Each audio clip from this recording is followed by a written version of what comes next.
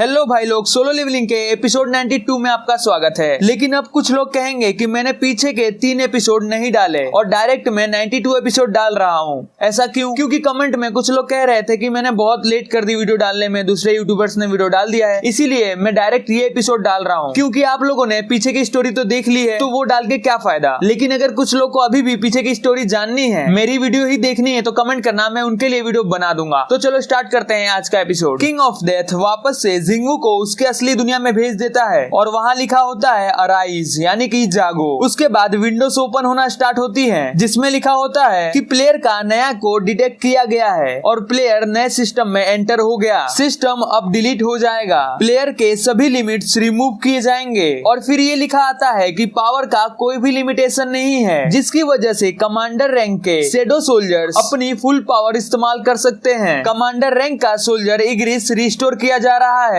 और commander rank के soldier Biru की पावर भी बढ़ गई है। और फिर विंडो में ये लिखा आता है कि शेडो मोनार्च एसबॉर्न इस दुनिया में वापस लौट रहे हैं। और लास्ट में सिस्टम जिन्वू से पूछता है कि क्या तुम इस सिस्टम को सच में डिलीट करना चाहते हो, यस दबाओ या फिर नो। तो जिन्वू कहता है यस। फिर एक बड़ी सी लाइट चमकती है और हमें वापस से कोरिया का सीन दिखाया जाता है, जहाँ पे जिन्वू की पावर की वजह से वो दोनों मोनार्च साथ में खड़े होते हैं। उसके बाद बीस्ट मोनार्च कहता है कि हमारे पास ज्यादा टाइम नहीं है। उसके बाद फ्रोस्ट मोनार्च जिंगवू पे हमला करने के लिए आगे बढ़ता है और जिंगवू भी अपने डैगर्स को आगे करता है। सॉरी दोस्तों, मुझे लगा कि ये जिन्वू है, बट ये जिन्वू नहीं, उसके पापा हैं, जो कि जिन्वू को बचा रहे हैं। उसके बाद इन तीनों के बीच में जोरदार फाइट स्टार्ट हो जाती है। दोनों मोनार्च मिलके जिंगवू के ऊपर अटैक करते हैं, लेकिन जिन्वू अकेला ही इन दोनों के ऊपर भारी पड़ रहा होता है। जिंगवू के ऊपर फ्रोस्ट मोनार्च अपने वेपन से अटैक करता है, लेकिन जिंगवू उसके अटैक को डॉज करते हुए फ्रोस्ट मोनार्च के वेपन से बीस्ट मोनार्च को ही मार देता है। और ऐसे ही इन तीनों की फाइट चलती रहती है, लेकिन अकेले जिंगवू इन दोनों के ऊपर भारी पड़ रहा होता है और जिंगवू उन दोनों के अटैक को बड़े ही आराम से डॉज करता हुआ उन लोगों के ऊपर उल्टा अटैक करता है। फ्रोस्ट मोनार्च अपने आइस से जिंगवू के ऊपर अटैक करने वाला होता है, वैसे ही जिंगवू उसके फेस के ऊपर अपने लात से मारता है, जिसकी वजह से फ्रोस्ट मोनार्च दूर जाके गिरता है। उसके बाद बीस्ट मोनार्च अपना बड़ा सा मुंह खोल के जिंगवू को खाने के लिए आगे बढ़ता है, लेकिन जिंगवू अपने डैगर को बीस्ट मोनार्च के मुंह में घुसा देता है। और उसके बाद बीस्ट मोनार्च को कुछ महसूस होता है, जिससे वो घबरा जाता है और कहता है ये फीलिंग। फिर फ्रोस्ट मोनार्च वापस से उठ के आता है और कहता है चलो हम इस पे वापस से अटैक करते हैं, लेकिन बीस्ट मोनार्च कहता है कि नहीं, अब मैं अटैक नहीं करूंगा। ये सुन के फ्रोस्ट मोनार्च चिल्ला के कहता है कि तुम इतनी दूर आके वापस जाना चाहते हो, क्या तुम पागल हो गए हो? तो बीस्ट मोनार्च कहता है कि क्या तुम महसूस नहीं कर सकते हमारे आसपास के माना को? शेडो मोनार्च आ रहा है, मैं तो यहाँ से जा रहा हूँ, मुझे यहाँ से बाहर समझो। तो फ्रोस्ट मोनार्च कहता है कि तुमने मुझसे प्रॉमिस किया था कि तुम मेरी मदद करोगे। तो बीस्ट मोनार्च कहता है कि मैंने तुमसे प्रॉमिस किया था, उसकी लिमिट यहीं तक थी कि जब तक ये इंसान शेडो मोनार्च नहीं बन जाता, लेकिन वो वापस आ रहा है, इसीलिए मेरा प्रॉमिस यहीं तक था। और ये कहने के साथ ही बीस्ट मोनार्च वहाँ से जाने लगता है। फिर फ्रोस्ट मोनार्च कहता है कि तुम अपनी पूंछ को अपने पैरों के बीच में दबा के यहाँ से भाग रहे हो, जबकि तुम तो सबसे बड़े किंग हो। तो बीस्ट मोनार्च कहता है कि फ्रोस्ट मोनार्च, लगता है कि तुमने अभी तक वो चीज नहीं देखी है जो मैंने देखी है, तुमको शेडो मोनार्च की पावर का अंदाजा नहीं है। और ये कहने के साथ ही वो वापस जाने लगता है और कहता है कि मैं तुम्हारे वापस आने के लिए दुआ करूंगा। और ये कहने के साथ ही बीस्ट मोनार्च यहाँ से भाग जाता है और ये देख के फ्रोस्ट मोनार्च उसको गाली देता है। उसके बाद फ्रोस्ट मोनार्च कहता है कि अब मैं तुम्हें अपनी शक्ति दिखाता हूँ, ये है मेरी असली पावर। और ये कहने के साथ ही वो अपने वेपन को जमीन में मारता है और एक बहुत बड़ा तूफान बनाता है, जिसकी वजह से वहाँ पे जितने भी चीजें होती है, कारें या फिर जो भी चीजें, वो सारी उस तूफान में आ जाती हैं। और उसके बाद उस तूफान के अंदर से बड़े बड़े आइस के तीर निकलते हैं और ये तीर डायरेक्ट जिन्वू के ऊपर जाते हैं, लेकिन जिन्वू उन तीरों को डॉज करता है। उसके बाद फ्रोस्ट मोनार्च अपना हाथ ऊपर करता है और एक बहुत बड़ा आइस बना लेता है और कहता है कि तुम इंसान ने मुझे चैलेंज किया है, मैं तुम्हें तुम्हारी असली जगह दिखाऊंगा। और उसके बाद फ्रोस्ट मोनार्च एक बहुत बड़ा आइस का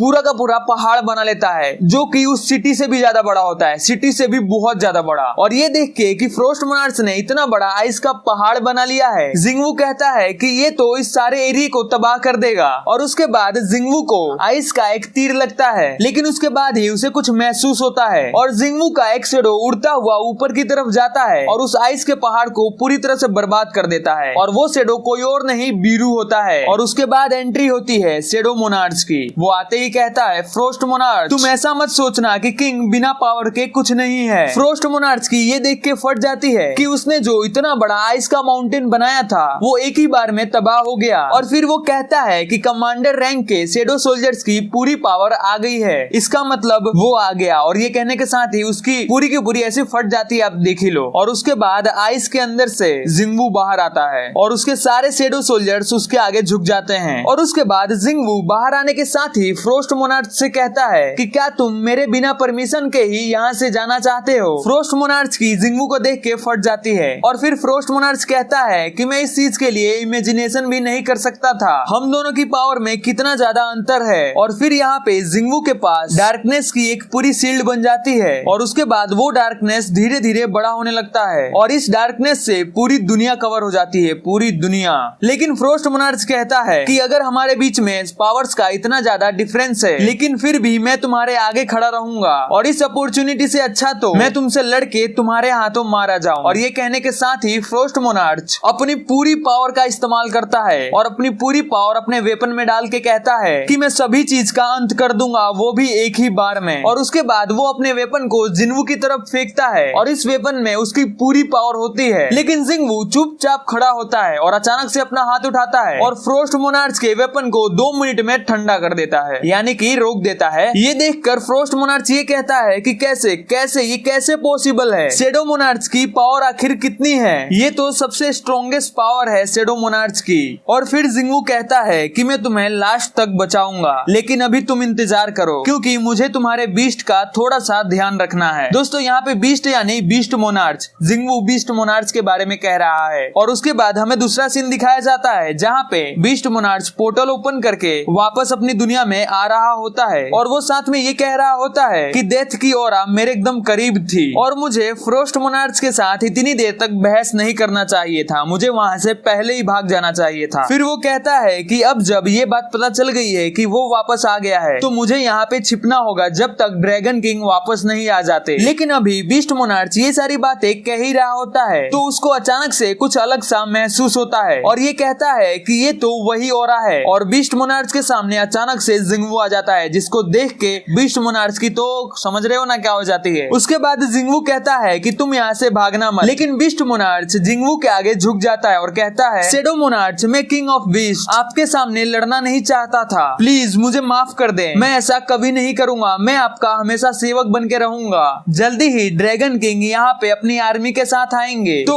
मैं अपनी आर्मी के साथ आपकी हेल्प करूंगा। जिंगवू उसकी बातें सुन के कहता है चलो ठीक है। और उसके बाद वो बीस्ट मोनार्च मुस्कुराते हुए मन में ये सोच रहा होता है कि ये कितना बेवकूफ है, इसने कितनी आसानी से मेरी बात मान ली। फिर वो कहता है कि नहीं, ये इतनी आसानी से नहीं मानेगा, मैंने तो इसको मारने की कोशिश की। और फिर बीस्ट मोनार्च ये भी सोच रहा होता है कि मुझे इसके सामने सिर्फ अभी झुकने की जरूरत है, लेकिन जब ड्रैगन किंग यहाँ पे आ जाएंगे तब मजा आएगा। और फिर बीस्ट मोनार्च ये भी सोचता है कि उस समय मैं तुम्हारे टुकड़े कर दूंगा। लेकिन ये सारी चीजें बीस्ट मोनार्च अपने मन में सोच रहा होता है। उसके बाद जिंगवू कहता है कि पहले हमें एक दूसरे के कर्ज पे ध्यान देना होगा कि किसने किसके ऊपर ज्यादा कर्ज चढ़ाया हुआ है। मेरे पास तुम्हारे 5 पंजों के निशान हैं, वो भी मेरे दिल पे, तो इसीलिए अगर तुम मुझे 5 हमलों से बचा सकते हो तो मैं तुम्हें माफ कर दूंगा। और ये सुन के बीस्ट मोनार्च हैरान हो जाता है, लेकिन उसके साथ ही वो गुस्सा होके कहता है कि तुम्हारी हिम्मत कैसे हुई किंग ऑफ बीस्ट का मजाक उड़ाने की। और ये कहने के साथ ही वो जिंगवू के ऊपर हमला करने के लिए आगे बढ़ता है। और उसके बाद जिंगवू अपना डैगर निकाल के बीस्ट मोनार्च के ऊपर अटैक करता है और जिंगवू की स्पीड इतनी ज्यादा तेज होती है कि बीस्ट मोनार्च को पता भी नहीं चलता कि जिंगवू ने उसके ऊपर कब अटैक किया। और फिर जिंगवू जब आके खड़ा होता है तब बीस्ट मोनार्च मारा जा चुका होता है और वापस से सिन कोरिया में शिफ्ट होता है, जहाँ पे फ्रोस्ट मोनार्च एंट को देख के यानी कि बीरू को देख के कहता है कि मुझे नहीं पता कि ये एंट इंसानों को क्यों हील कर रहा है। लेकिन अचानक से फ्रोस्ट मोनार्च के पास से इग्रिस गुजरता है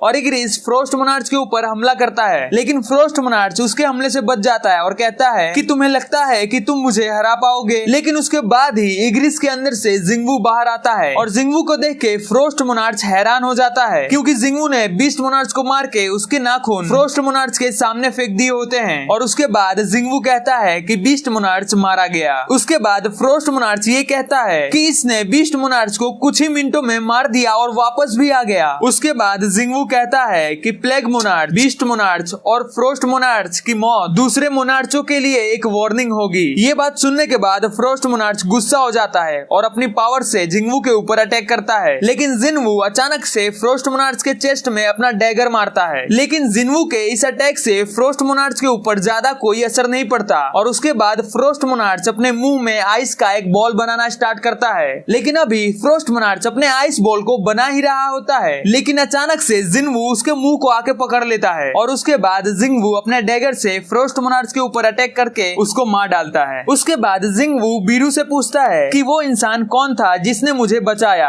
और वो कहाँ है। फिर हमें उस इंसान को दिखाया जाता है जिसने जिनवू को बचाया था और वो एक बिल्डिंग के पीछे बैठा होता है क्योंकि वो बहुत ज्यादा घायल हो जाता है। और दोस्तों ये कोई और नहीं है बल्कि ये जिनवू के फादर हैं। ये कहते हैं कि मुझे लगता है कि इतनी ज्यादा पावर ये शरीर सहन नहीं कर पाएगा। फिर अचानक से उनके आगे उनका डैगर आ जाता है और जब वो सामने देखते हैं तो उनके सामने जिनवू होता है और जिनवू कहता है कि आप इस दुनिया से बाहर क्यों जीना चाहते हैं डैड। और यहीं पे हमारी इस एपिसोड का भी दी एंड होता है। अगर आपको वीडियो अच्छी लगती है तो प्लीज लाइक करना ना भूलें।